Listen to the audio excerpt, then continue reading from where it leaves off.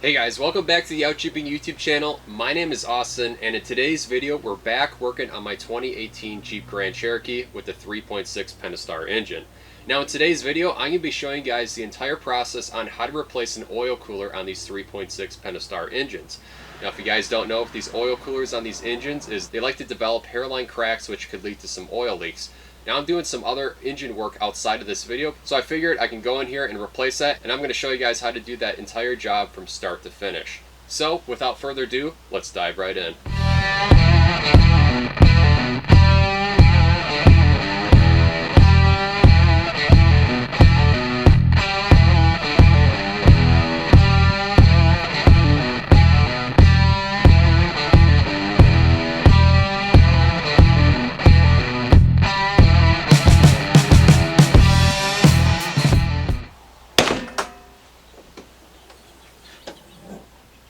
Alright, so to be able to replace the oil cooler on here, obviously you know that your oil filter is going to be located directly up here. If you take off this panel, you can reach down in here, unscrew your oil filter, and be able to pull it out.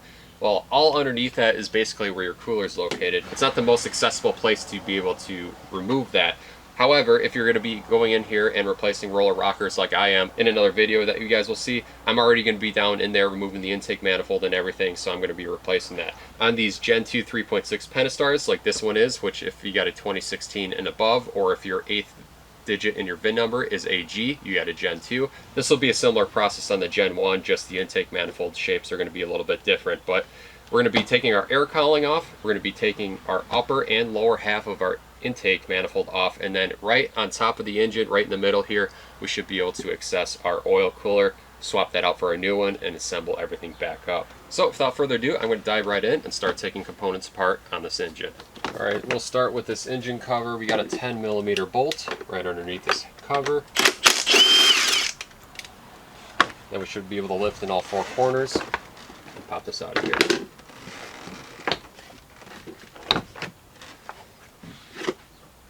Next, we're going to remove this air intake right here. Looks like we got a mass airflow sensor. We're going to undo this connector right here. Pop that off, and then we just got some general hose clamps holding it to the throttle body and the air filter box over here on the right.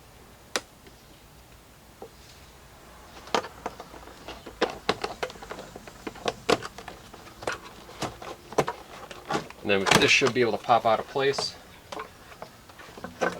just like so. Alright, so with our air intake removed, we're going to start on removing the upper half of the intake manifold, and there's going to be a lot of little stuff plugged in here. We're going to start with this module up here that goes into the intake manifold. After that, we got some breathers and some vacuum lines we're going to move from over here. And then we have a couple pieces of hardware back here. We got the PCV valve back on the right hand side over here, and then we also have all the hardware that's holding the intake manifold down to the lower intake manifold. So once again, we're going to start up here. We got a bunch of 10mm nuts holding this into place on some studs, so we're going to go ahead and remove those.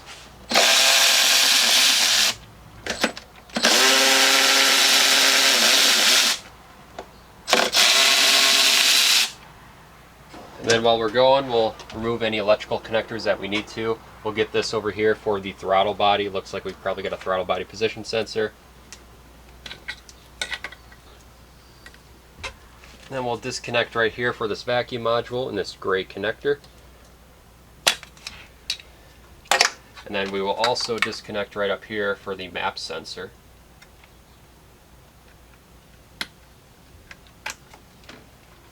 To loosen up this wiring harness over here, we have the stud, 10mm. We're going to remove that. This is the ball stud, holds down our engine cover.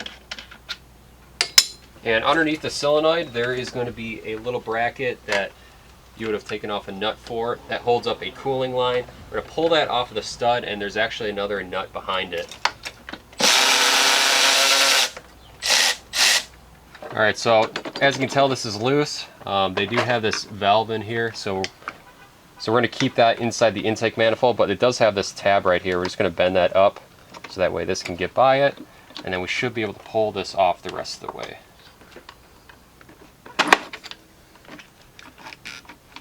And then that is going to sit right there for now. Now while we're on the right hand side of this intake manifold, we got a couple other hardware holding this in place. We're all pretty much free up on the front end, but we do have 2 bolts going into the side, one a couple inches before the dipstick and one a couple inches behind it. So we're going to start and remove those. Probably best to get a 10mm ratchet wrench to remove these guys.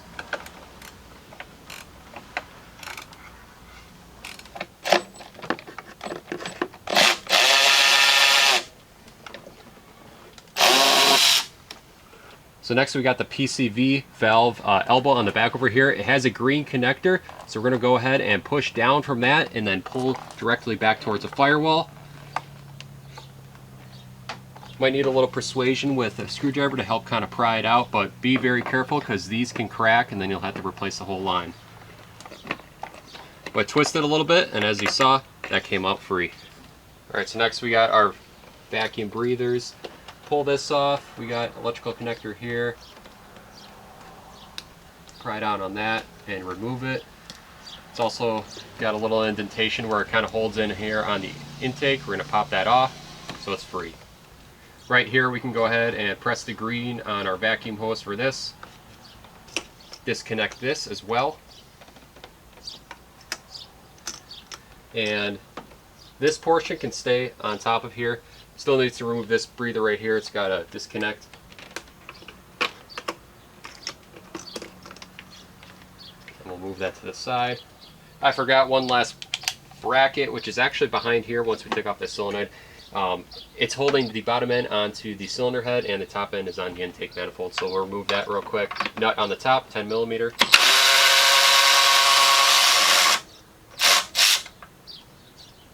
And then just a bolt on the bottom.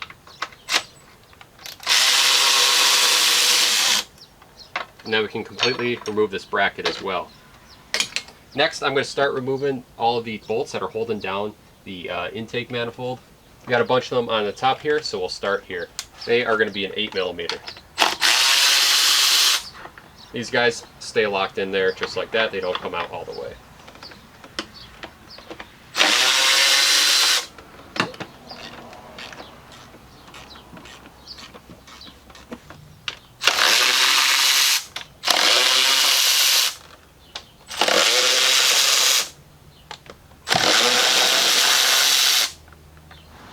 There's going to be one more 8mm bolt that's going to be on the back side where you can't see, but you can definitely feel it if you stick your hand back there.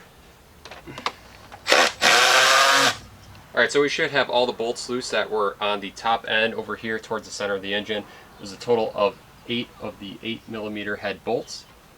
So we're going to lift this up. It looks like we're free. We're going to try and get around this up here and try and lift it straight up as possible and to get this removed.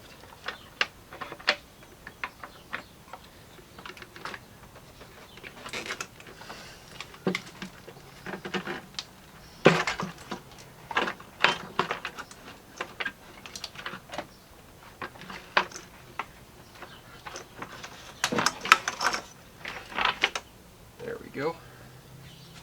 And it looks like we got a piece of foam that just sits up here on the right hand side. We'll take that, remove that as well.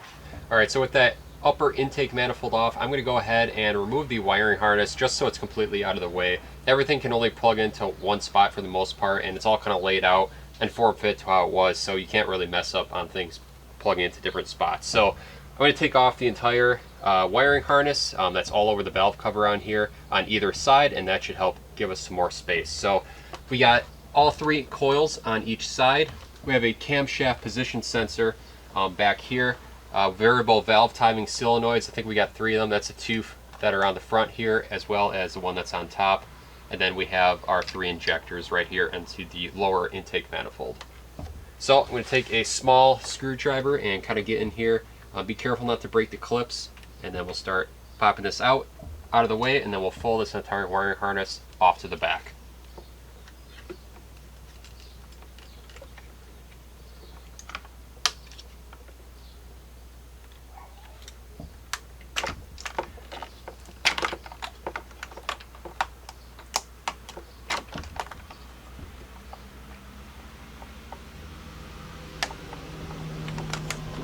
Make sure you pop off the safety clips first before you try and pull on it. These ones have a color that's just white, but most of the time they're going to be red. There's going to be some plastic anchors that just kind of push into place, so I'm just going to pop those out too. That just hold the wiring harness down. Some of them are going to be on studs for the valve cover. I'm just going to pop those out.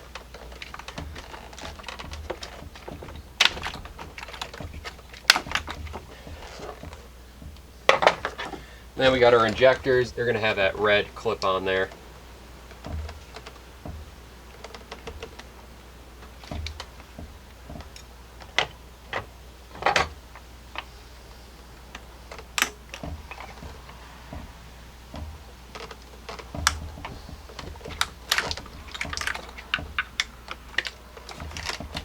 Now we should be able to take this wiring harness and completely tuck it back here and out of the way.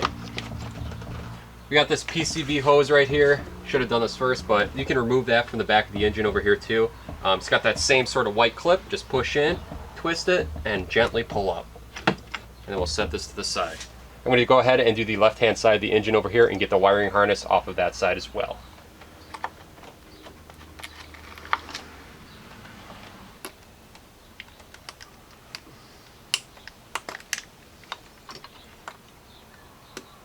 Alright, so I went ahead and got the wiring harness disconnected on this engine. I did everything on here since I'm going through and doing some roller rockers in another video, but I did go ahead and disconnect them from all 6 of the fuel injectors that are on this lower intake manifold, and that's needed to be able to remove this guy so that way we can get at our oil cooler. Now before we unbolt this, one other thing we have to do is we need to disconnect the fuel line that goes to the fuel rails, and that's going to be on this connection back here on the driver's side. It goes into our fuel rail, and there's also another tube that's molded that goes into the other fuel rail. We're going to leave all the fuel rail and injectors onto this lower intake manifold and just disconnect it where that quick disconnect is. So it looks like we got a great clip over there, so we're just going to push that in, and I'm going to have a rag ready because there's going to be some fuel that comes out of there, and I'll just make sure that I soak up any of the extra fuel with a rag.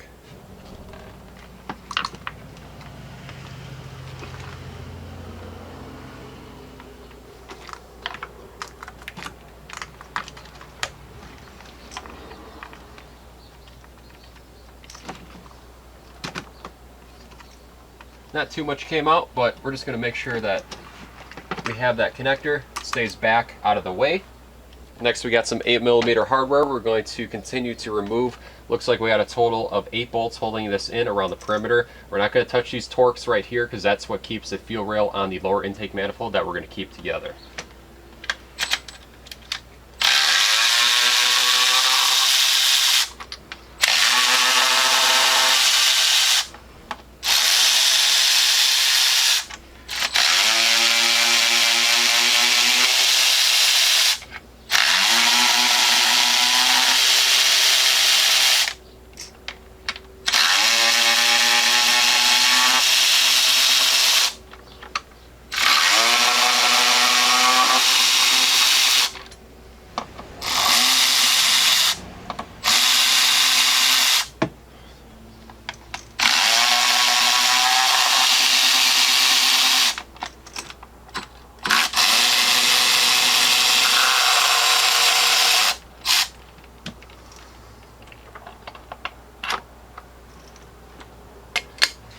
Alright, so with all 8 bolts out for our hardware, I'm going to gently lift up, and now I can remove this from the vehicle. Just be careful, this end is open and it still has fuel inside.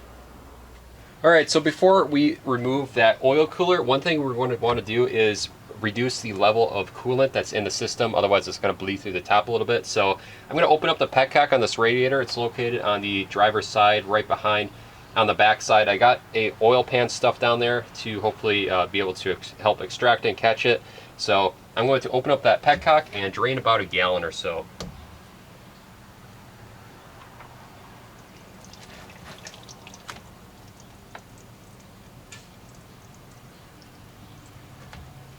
Alright, so taking a bird's eye view right here, we can clearly see our old cooler that's in place here.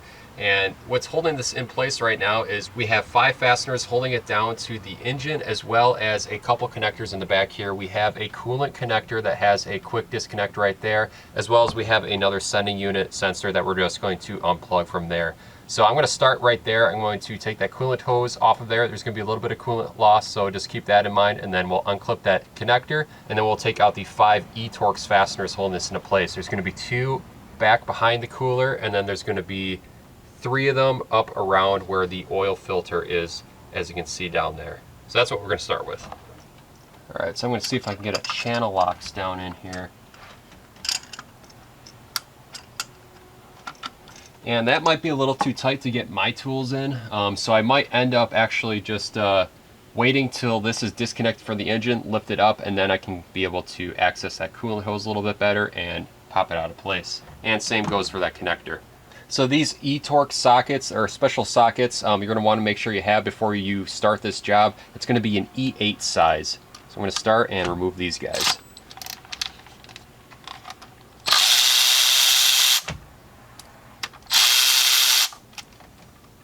These guys appear to be held in place so they don't come out completely. You just need to loosen them up.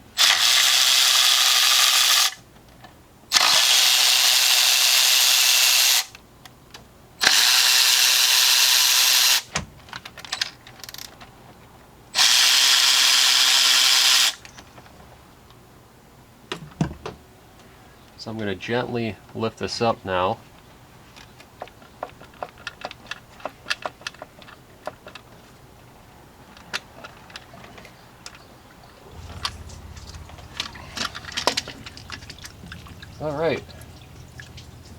Alright, so apparently I didn't drain enough coolant out, but that's alright. I got some pig mats underneath, and we'll clean this all out before we put the new one in there. So now I can easily get onto this quick clamp right here for our coolant hose. Squeeze that down.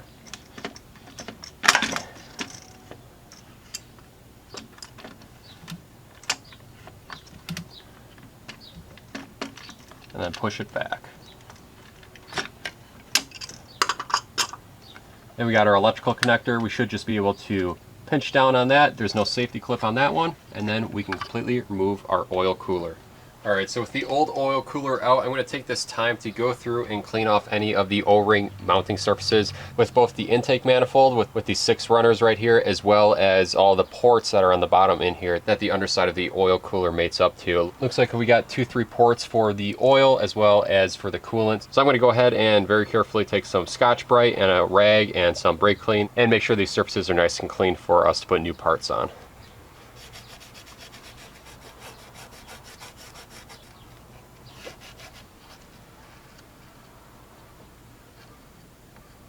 Alright, so with our old oil cooler out over here, we can finally take a look at what we're going to be replacing it with. And what you want to replace it with is the Dorman part number 926-959. And this cooler from Dorman is an all aluminum one, and it's going to prevent any hairline cracks or leaks in the future. So this is going to be a nice upgrade overall here. Now they do make some cheaper aftermarket ones that you're going to find on eBay and Amazon. They're only like 50 bucks or so, but they're pretty much crappy quality from what I've heard. So stay away from those. I'll put a link down in the description below so you guys can check it out. But this kit right here has pretty much everything you need to do this job. It even comes with new intake manifold gaskets right here, so we can replace all that in there. Comes with new hardware. But there is going to be a little bit of pre-assembly that we have to do before we throw this back in there. We do have to swap, it looks like, our oil pressure sending unit right here onto our new housing over here, and then put our cooler onto our new housing as well. So I'm going to start with this cooler right here. We have some gaskets that we're going to need to put in these grooves right here, so we're going to pop open our gaskets and slide them into the grooves here, and then get our provided hardware right here, which is these Torx bolts, and then we're going to torque them down to 9 foot-pounds. These are going to be the ones in the kit that are pretty much stuck together like that, and we can just set these down in here.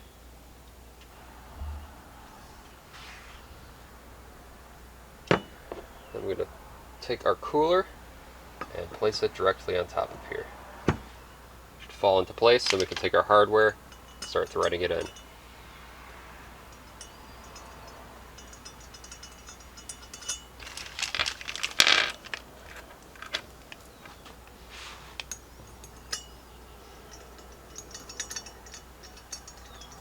Alright, now we'll go ahead and torque this down to crisscross pattern down to 9 foot-pounds. These torques are going to be a T40.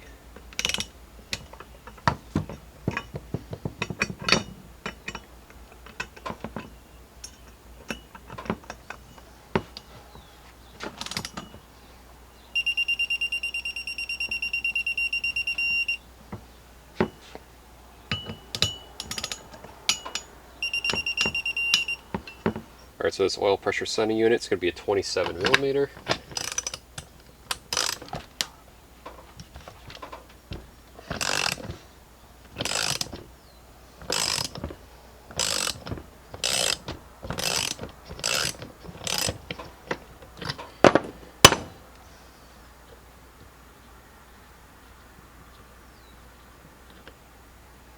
Alright, so if your oil cooler had an additional sensor up here or port, you're going to want to go ahead and plug in whatever that was. On my application, this is going to get plugged off, and they do provide a plug with the kit, so it already has some sealant on there. So we're going to go ahead and drive this in, and we're going to torque it down to 15 foot-pounds. This is going to be an 8 millimeter internal hex.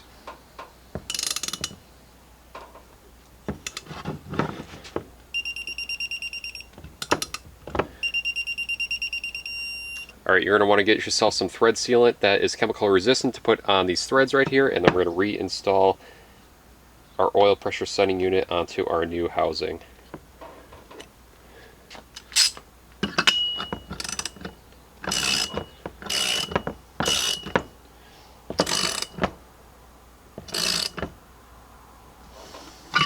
Alright, so now we got our seals to put on the underside of the cooler. They're all pretty much corresponding to which sides they go onto.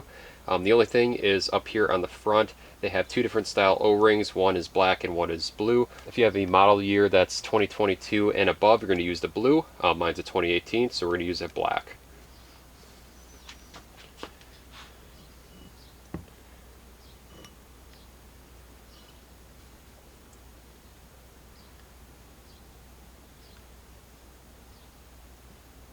Alright, that's pretty much all there is to it other than putting in our oil filter, but we'll do that once this is already installed onto the vehicle. Just be careful when you install this so that these O-rings don't fall out. They're actually nice and snug in there when you press that in, but as we install this, we're going to reinstall our cooler line that goes on the back here, as well as our oil pressure sending unit connector. Alright, tricky part here is going to be trying to get this line on the back. Okay. Then we'll plug in our oil pressure sending unit. Make sure all of our O-rings are still in place. And then we're going to carefully lower it down. We're going to line up on the front driver's side where that black O-ring that we put on. We want to make sure you line it up there and slowly work it down in. There we go. Now we got some new E-Torx bolts. We're going to feed them into place, start threading them in by hand, then we'll snug them up and torque them down.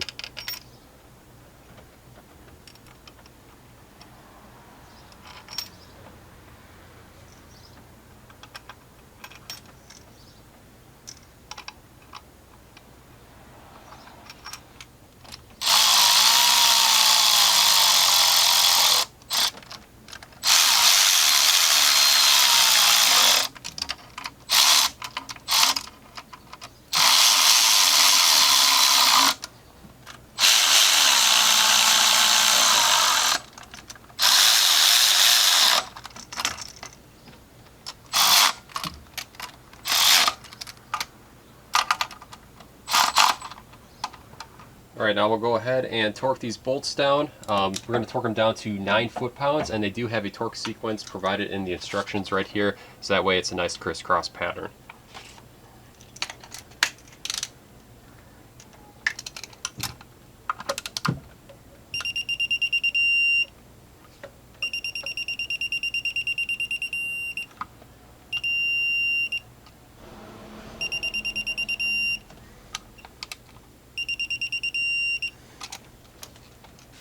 Alright, so I just put this cap on here loosely just so no dirt gets in, but we're going to throw the new filter in there. It does come with a nice new filter. On this cap right here, you're going to want to put this larger provided O-ring. Then we can stick our filter in on the end, and before we set this in there, we want to go ahead and lubricate. Alright, so before we put that lower intake manifold back on here, we're going to go ahead and replace all of these O-rings that are in here for the intake runners. The kit does provide all new O-rings for the bottom and top side of this, so I'm going to pull them out and make sure it's all nice and clean in there and set some new O-rings in.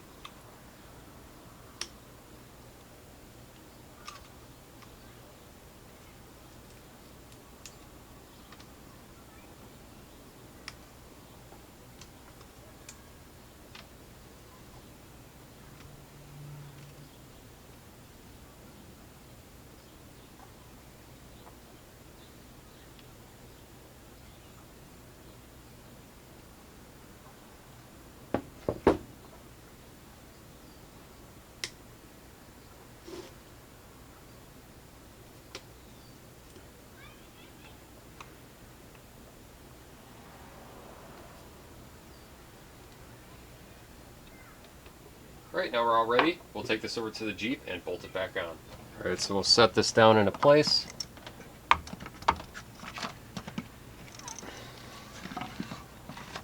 Then we'll go ahead and feed in our existing hardware for this.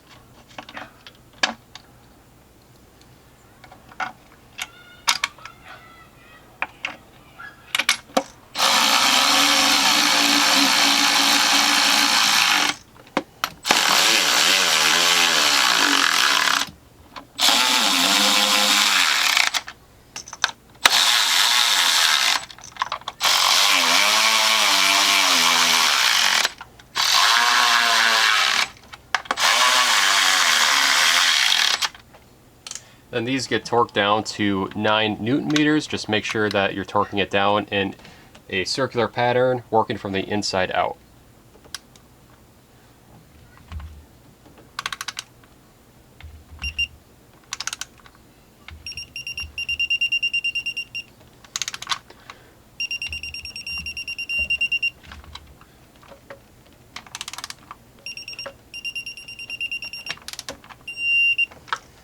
Alright, before we forget, we'll reinstall our fuel line attachment right over here. We're just going to push that all the way in until it clicks. There we go.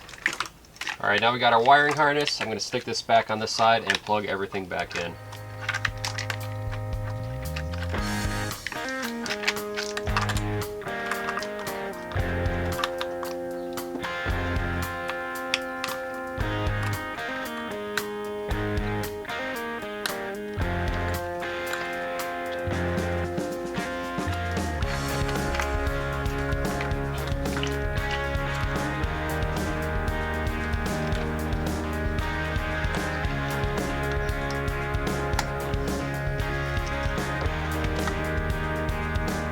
Alright, now that our lower intake is put back into place here, we can go ahead and install our upper intake manifold and start putting everything back together.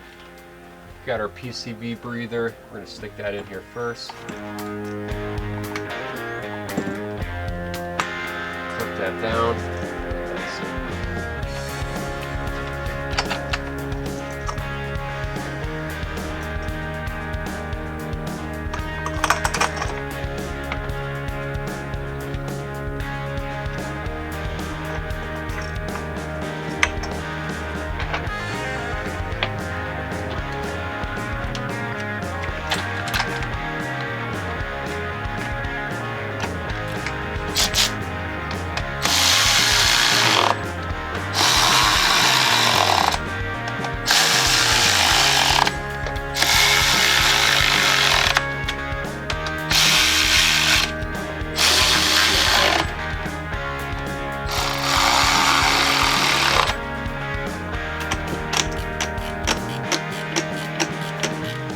And this upper intake manifold is going to get 9 Newton meters.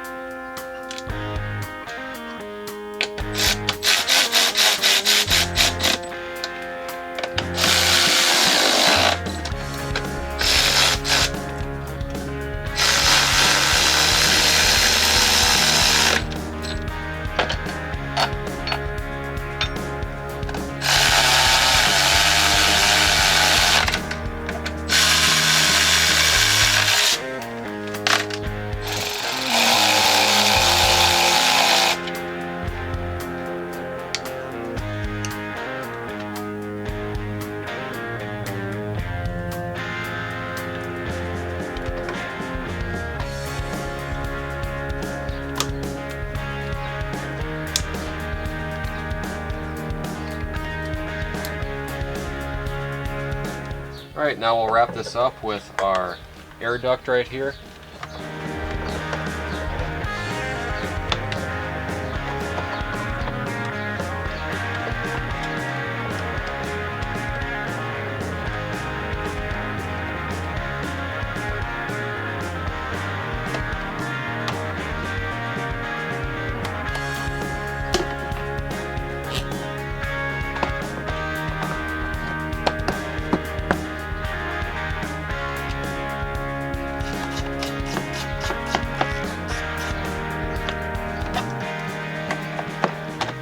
Alright, now that we got everything all put back together, one last thing we have to do is top off our coolant. So I'm going to do that here quick and fill it up to the line on here. And then we'll fire up the engine and it'll suck it down a little bit, so we'll just top it off there after that.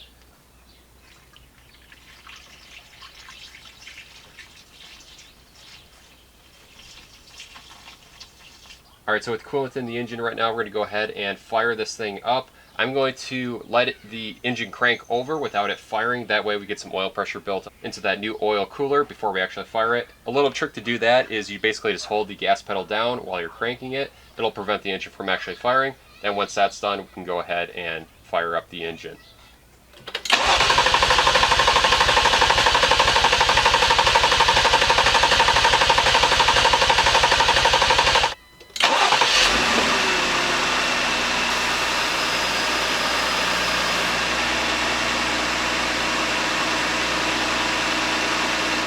Alright guys, that's going to be a wrap for today's video. Overall, not too complicated of a process. It's just very time consuming trying to get into there and removing all the stuff on the top end of the engine. But overall, I think the Dorman kit is well put together with all the seals and how everything went together. I have no complaints from that. I'll post a link down in the description below for you guys to check that out as well. If you guys have any questions or comments, make sure to drop them below and I'll be happy to answer. If you guys want to help support the channel, make sure to check out outjeeping.com where you can pick up a t-shirt or some decals. If you guys found this video helpful, make sure to like and subscribe to the Outjeeping YouTube channel. I want to thank you guys for watching, and we'll see you guys in the next video.